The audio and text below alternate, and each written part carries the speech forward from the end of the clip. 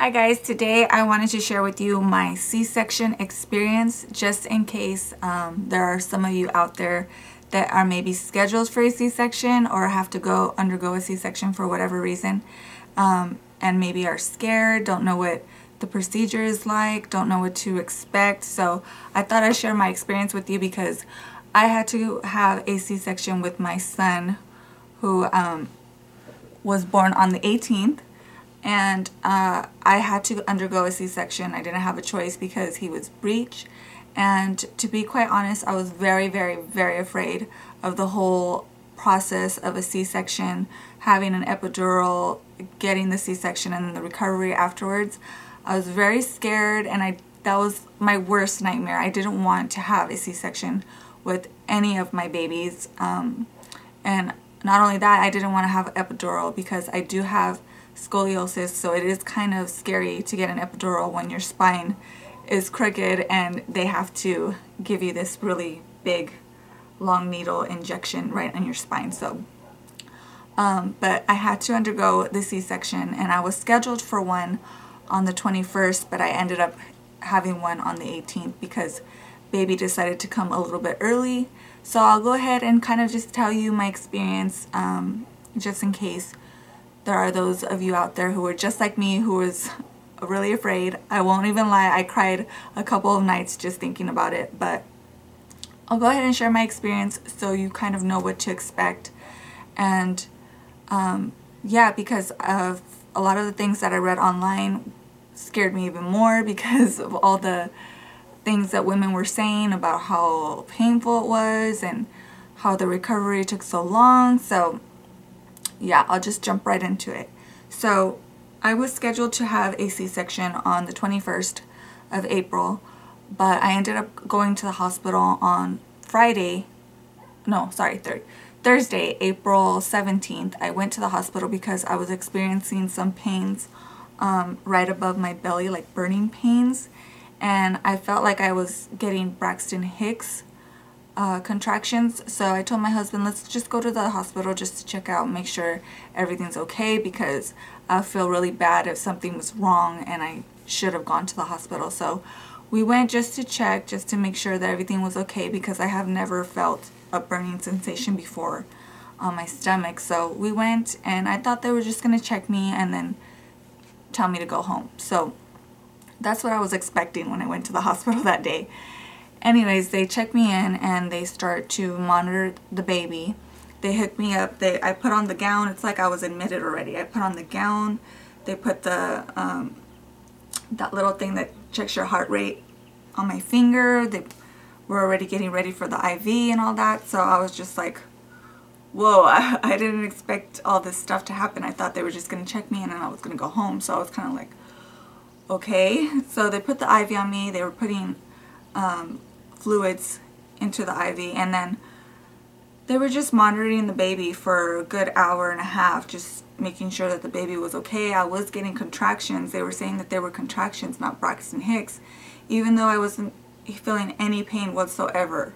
I didn't even feel some of them. So the nurse checked me and I was 2 centimeters dilated, and so they started talking about having the C-section that day because they didn't want me to go home and have the baby. So right then and there, when they started talking about having the C-section, right then that day, I was already starting to get pretty nervous because I was expecting to have it on the Monday. So I kind of looked at my husband and was like, oh my God, we might have the baby today. That's crazy, because I wasn't expecting to go to the hospital and have the baby right then and there.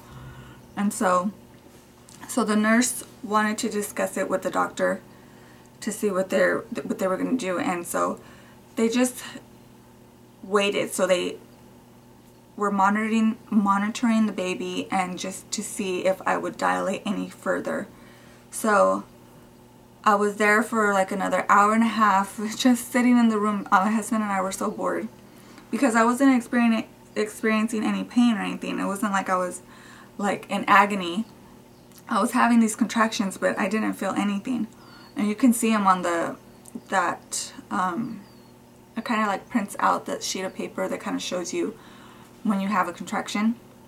You can see them, that I'm getting them, but I don't feel anything.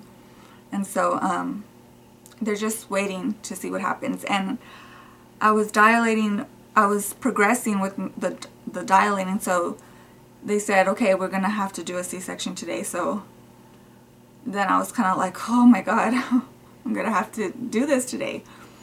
And so they call the anesthesiologist, I think that's what they're called. I'm really bad with all these technical terms and all these medical terms. I'm really bad.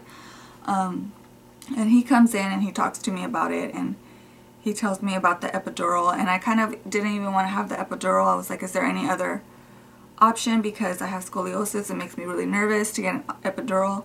And the only other option was for them to put me completely asleep, and with that the medication can go to the baby, and with an epidural the baby is safe. So I ended up doing the epidural because I didn't want to be asleep during the whole process, and I didn't want any of the drugs to go onto the baby as well. So I just ended up doing the epidural. And I couldn't have the baby right then and then because I had eaten right before I got to the hospital, so they had to wait 8 hours. So I ended up having to go into the operating room at 4 o'clock in the morning. So we were super sleepy, but very anxious at the same time. So I basically didn't go to sleep. I maybe took a 10-minute nap. And then they came and they got me. And I was very, very scared at this point going into the operating room. I was just like, oh my God, I was just like, okay, there's nothing I can do. We have to get the baby out. So they take me over to the operating room, and they take me first, and my husband has to wait into the waiting room. They were prepping me, and then once the procedure was going to begin, then they brought him in. So they took me into the room. The room's really, really cold, and so I get cold really fast, so I was already kind of shaking and cold. They bring you warm blankets. They make everything really comfortable. Well, at least at the hospital that I went to, which I delivered my son in Kaiser. They were very, very nice. The whole staff, the nurses, the doctors, they're very informative. They reassuring that everything was going to be okay. And so the nurses were just talking to me and, you know, making me feel comfortable, trying to get my nerves down, even though I wasn't like, oh my God, you know, I'm very quiet. I kind of just do what I have to do. I don't really show any emotion.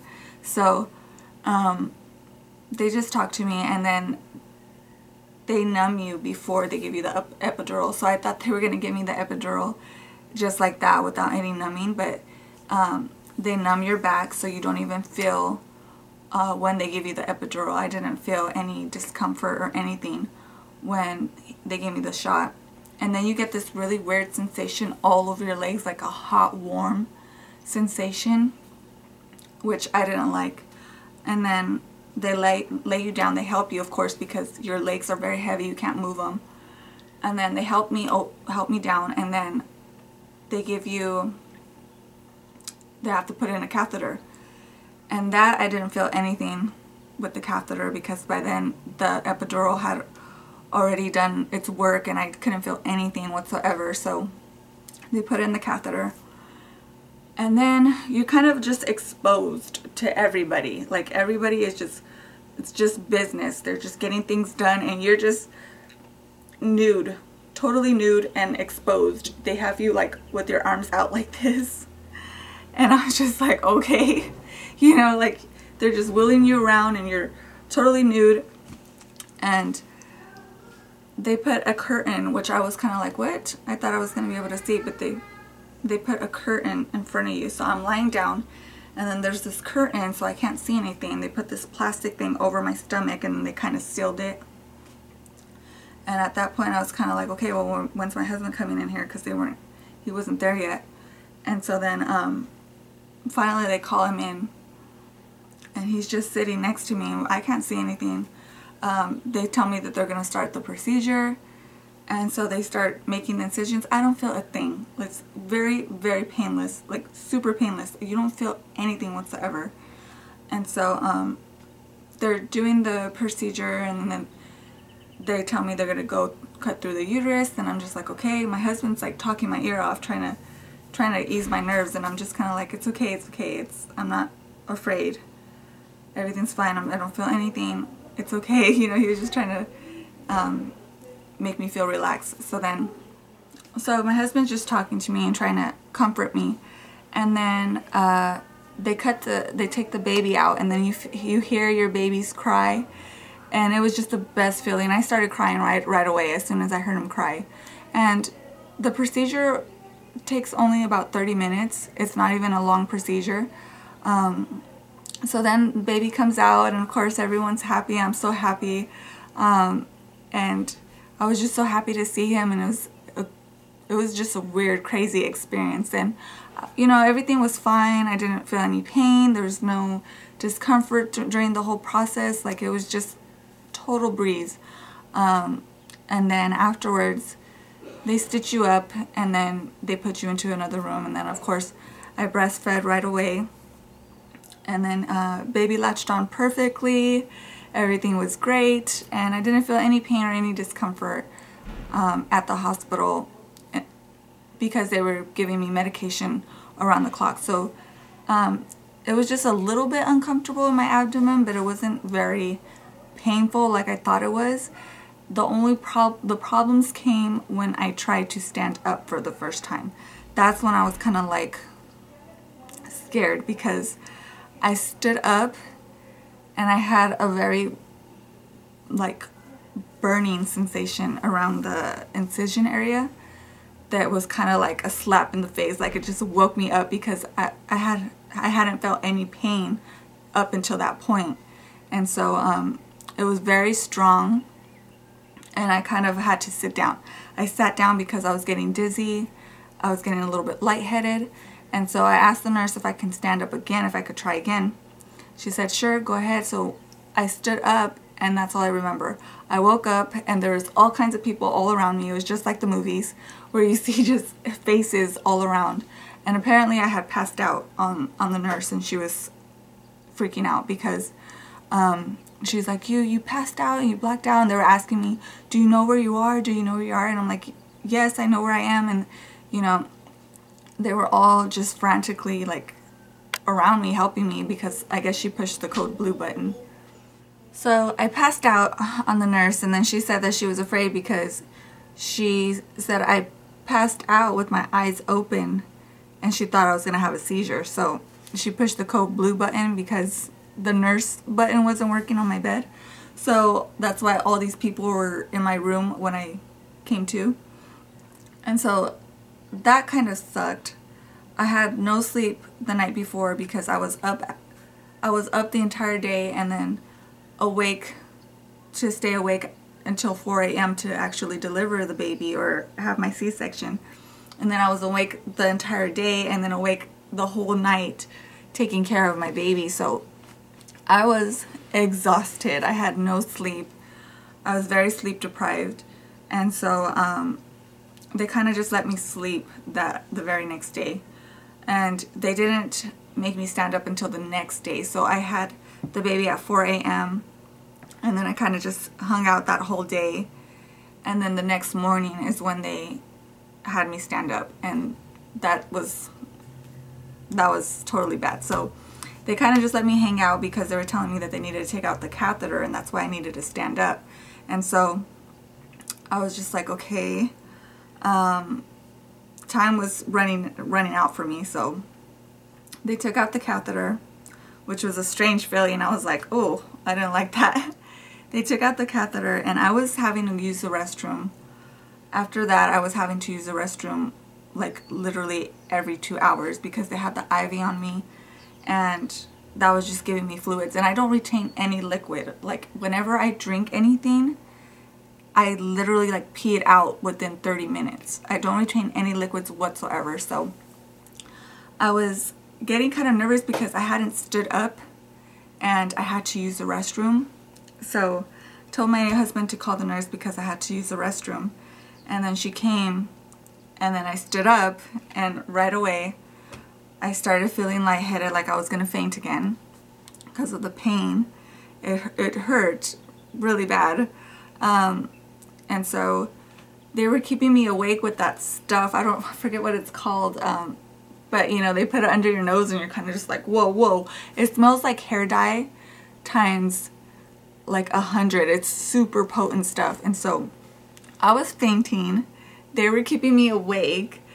And then, you know, I'm fainting and then keeping me awake. It was the worst feeling. They ended up getting me this like wheelchair type of thing that you stand up but kind of sit on. It was really weird. They put me in that to take me to the restroom. The whole time I'm in that thing, I'm fainting and they're keeping me awake. And so it was just the worst sickening feeling. And then I finally went to the restroom and I'm sitting on the toilet like fainting. And then they take me back to my bed and I was just like, I was cold, I was shivering. And they take me back to my bed and then they were even starting to talk about giving me a blood transfusion because maybe there's something wrong. I need more blood in my system. And so I was just like, oh my God, like this is another thing that I have to go through. So I was already kind of like, no, I don't want to have this blood transfusion. I want to go home tomorrow. Don't want to stay here another day. So I told my husband, you know, I need to go to the restroom, but I don't want to have to go through that whole thing again. So I said to him, maybe if I don't stand up all the way, I can make it to the restroom. Because they were doing these tests on me, checking my blood, drawing my blood, making sure that everything was okay. And then even my nurse came in and she told me to stand up so that she could take my blood pressure while I'm standing up.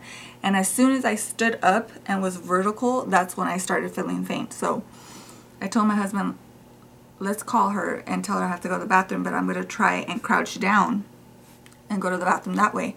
And so we called the nurse and she was taking a while because, you know, they have other patients. And so I was like, I have to go, like, you need to help me because otherwise I'm going to pee on the bed.